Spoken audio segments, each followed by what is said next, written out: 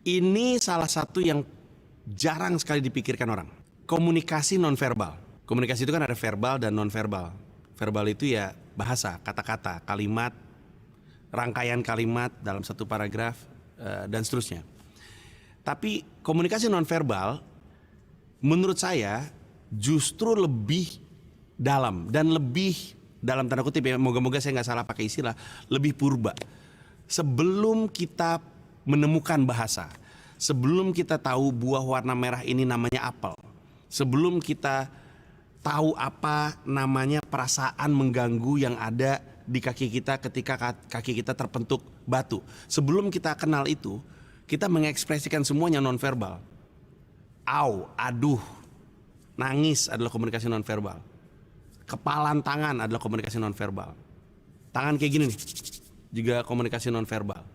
Gerak tangan yang besar, tolak pinggang, tangan masuk ke kantong, apapun itu yang tidak pakai kata-kata, tapi sesungguhnya menyampaikan sebuah pesan adalah komunikasi nonverbal. Nah, kenapa saya ngomongin ini? Karena komunikasi nonverbal itu harus sejalan dengan komunikasi verbalnya.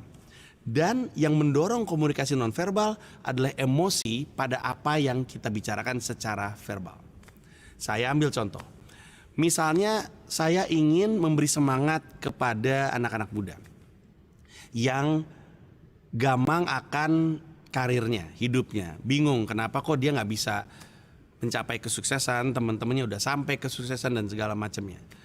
Maka itu isi pembicaraannya, itu pesannya dan itu verbalnya.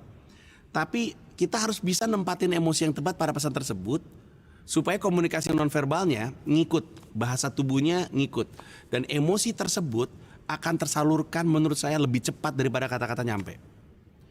Saya mengubah wajah saya aja, orang yang nonton tahu maksud dari pembicaraan saya, atau setidaknya apa yang saya rasakan terhadap topik tersebut.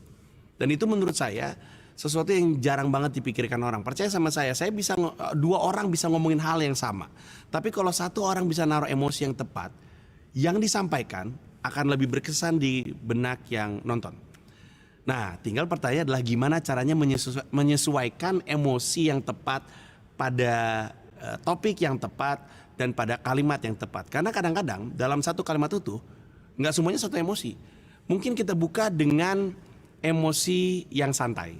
Jadi kita banyak senyumnya, kemudian tangannya mungkin banyak bermain.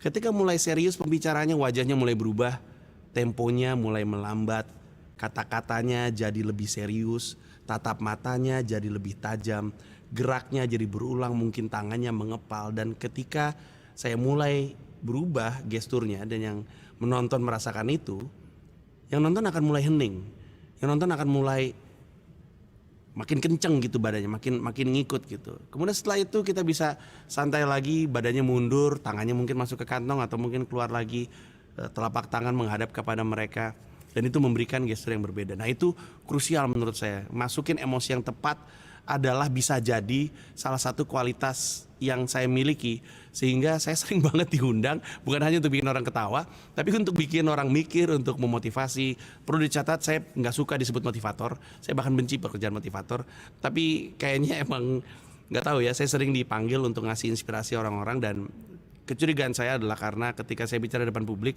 saya pintar naruh emosi yang tepat pada kalimat yang tepat, pada isi pembicaraan yang tepat. Dan itulah kenapa menurut saya naruh emosi pada pesan itu penting dalam peran kita sebagai seorang pembicara publik.